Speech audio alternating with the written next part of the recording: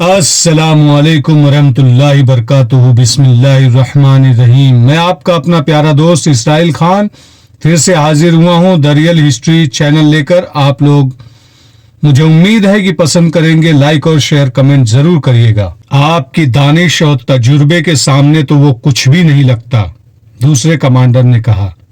نیا نیا امیر مصر بن کے آیا ہے، کچھ روز یہ نشہ طاری رہے گا۔ میں یہ نشہ اترنے نہیں دوں گا، ناجی نے کہا۔ اسے اسی نشے میں بدبست کر کے ماروں گا۔ بہت دیر تک یہ تینوں صلاح الدین ایوبی کے خلاف باتیں کرتے رہے اور اس مسئلے پر غور کرتے رہے کہ اگر صلاح الدین ایوبی نے ناجی کے بےتاج بادشاہی کے لیے خطرہ پیدا کر دیا تو وہ کیا کارروائی کریں گے۔ ادھر صلاح الدین ایوبی اپنی نائبین کے سامنے بٹھائے یہ ذہن نشین کرا رہا تھا کہ وہ حکومت کرنے نہیں آیا اور نہ کسی کو حکومت کرنے دے گا۔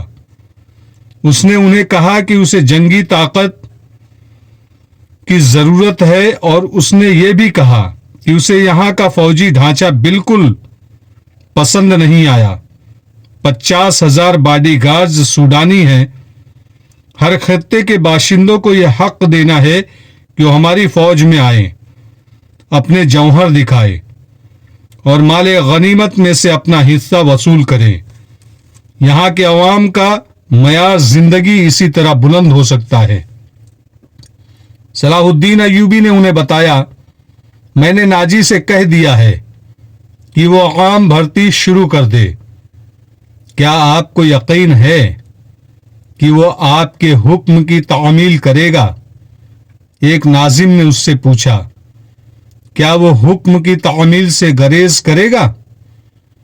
وہ گریز کر سکتا ہے، ناظم نے جواب دیا۔ فوجی امور اسی کے سپرد ہے، وہ کسی سے حکم لیا نہیں کرتا، اپنی منوایا کرتا ہے۔ صلاح الدین ایوبی خاموش رہا، جیسے اس پر کچھ اثر ہی نہ ہوا ہو۔ اس نے سب کو رخصت کر دیا اور صرف علی بن سفیان کو اپنے ساتھ رکھا۔ علی بن سفیان جاسوسی اور جوابی جاسوسی کا ماہر تھا۔ اسے صلاح الدین ایوبی بغداد سے اپنے ساتھ لایا تھا۔ وہ ادھیڑ عمر آدمی تھا، اداکاری، چرب زبانی اور بھیس بدلنے میں مہارت رکھتا تھا۔ جنگوں میں اس نے جاسوسی کی بھی تھی اور جاسوسوں کو پکڑا بھی تھا۔ اس کا اپنا گروہ تھا جو آسمان سے تارے بھی توڑ لاتا تھا۔ صلاح الدین ایوبی کو جاسوسی کی اہمیت سے واقفیت تھی۔ فنی مہارت کے علاوہ علی میں وہی جذبہ تھا جو صلاح الدین ایوبی میں تھا۔ تم نے سنا علی؟ صلاح الدین ایوبی نے کہا۔ یہ لوگ کہہ گئے ہیں کہ ناجی کسی سے حکم لیا نہیں کرتا، اپنی منوایا کرتا ہے۔ ہاں، علی نے جواب دیا، میں نے سن لیا ہے۔ اگر میں چہرے پہچاننے میں غلطی نہیں کرتا تو میری رائے میں باڈی گارڈز کا یہ کمانڈر جس کا نام ناجی ہے، ناپاک ذہنیت کا انسان ہے۔ اس کے متعلق میں پہلے سے بھی کچھ جانتا ہوں۔ یہ فوج جو ہمارے خزانے سے تنخواہ لیتی ہے، دراصل ناجی کی ذاتی فوج ہے۔ اس نے حکومتی حلقوں میں ایسی سازشیں کی ہے جنہوں نے انتظامی ڈھانچے کو بے حد کمزور کر دیا ہے۔ آپ کا یہ فیصلہ بالکل بیجا ہے کہ فوج میں یہاں کے ہر خطے کے سپاہی ہونے چاہیے۔ میں آپ کو تفصیلی معلومات فراہم کروں گا۔ مجھے شک ہے کہ سوڈانی فوج ناجی کی وفادار ہے، ہماری نہیں۔ آپ کو اس فوج کی ترتیب اور تنظیم بدلنی پڑے گی یا ناجی کی سبکدوش کرنا پڑے گا۔ میں اپنی صفوں میں ہی اپنے دشمن پیدا نہیں کرنا چاہتا، صلاح الدین ایوبی نے کہا۔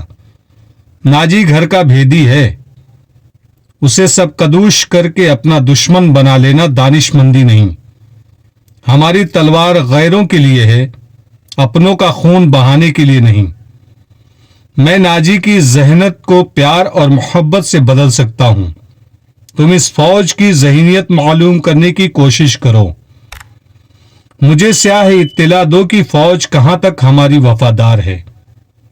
مگر ناجی اتنا کچا آدمی نہیں تھا۔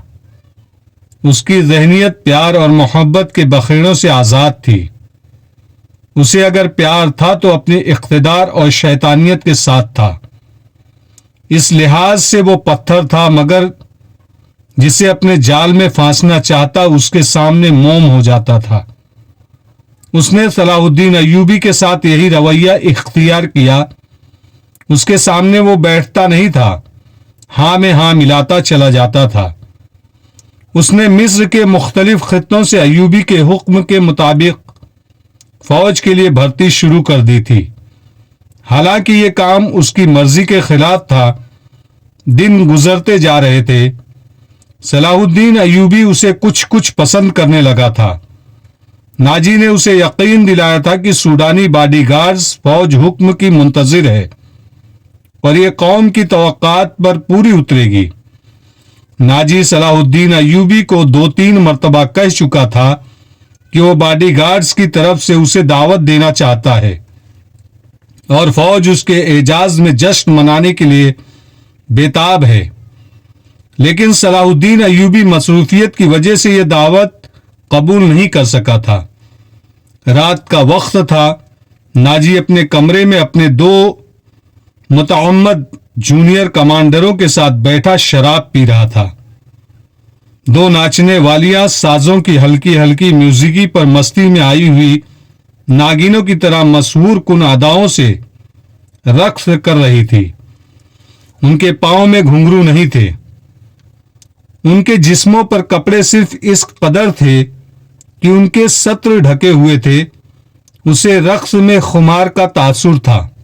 دربان اندر آیا اور ناجی کے کان میں کچھ کہا۔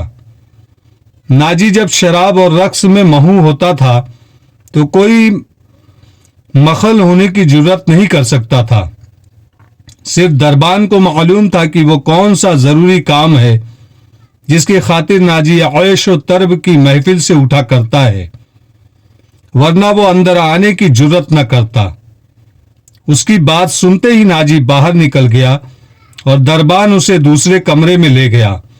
وہاں سوڈانی لباس میں ملبوس ایک ادھیڑ عمر آدمی بیٹھا تھا۔ اس کے ساتھ ایک جوان لڑکی تھی۔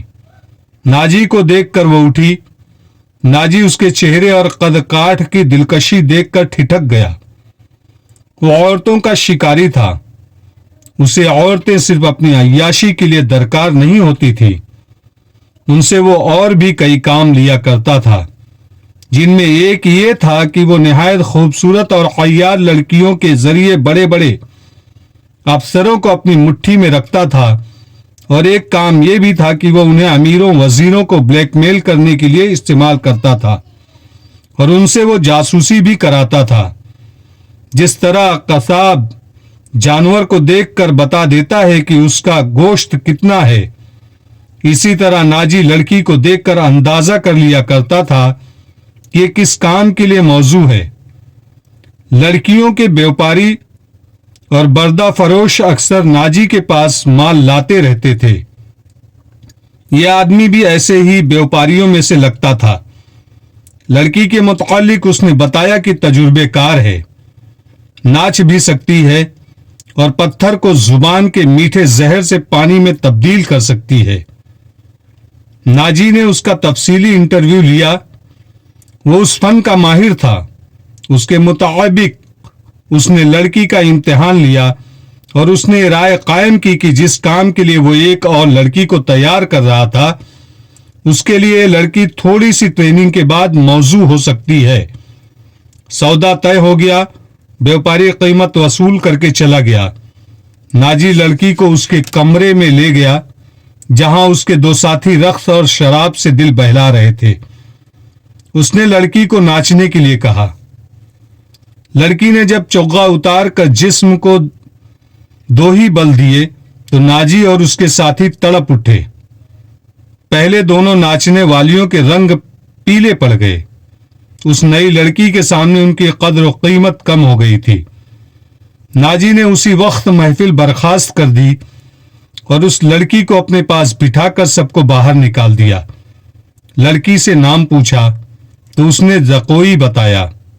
ناجی نے اسے کہا، زکوئی، تمہیں یہاں لانے والے نے بتایا تھا کہ تم پتھر کو پانی میں تبدیل کر سکتی ہو. میں تمہارا یہ کمال دیکھنا چاہتا ہوں. وہ پتھر کون ہے؟ جکوئی نے پوچھا. نیا امیر مصر. ناجی نے جواب دیا. وہ سالار اعظم بھی ہے. صلاح الدین ایوبی. جکوئی نے پوچھا. ہاں، صلاح الدین ایوبی؟ ناجی نے کہا. اگر تم اسے پانی میں تبدیل کر دو تو اس کے وزن جتنا سونا تمہارے قدموں میں رکھ دوں گا. وہ شراب تو پیتا ہوگا؟ نہیں، ناجی نے جواب دیا. شراب، عورت، ناچ گانے اور تفریح سے وہ اتنی ہی نفرت کرتا ہے جتنی ہر مسلمان خنزیر سے کرتا ہے. میں نے سنا تھا کہ آپ کے پاس لڑکیوں کا ایسا طلسم ہے جو نیل کی روانی کو روک لیتا ہے. زکوئی نے کہا. کیا وہ طلسم بیکار ہو گیا ہے؟ میں نے ابھی آزمایا نہیں. ناجی نے کہا. یہ کام تم کر سکتی ہو. میں صلاح الدین ایوبی کی عادتوں کے متعلق تمہیں بہت کچھ بتاؤں گا. کیا آپ اسے زہر دینا چاہتے ہیں؟ زکوئی نے پوچھا. ابھی نہیں. ناجی نے جواب دیا. میرے اس کے ساتھ تو کوئی دشمنی نہیں ہے. صرف یہ چاہتا ہوں کہ وہ ایک بار کسی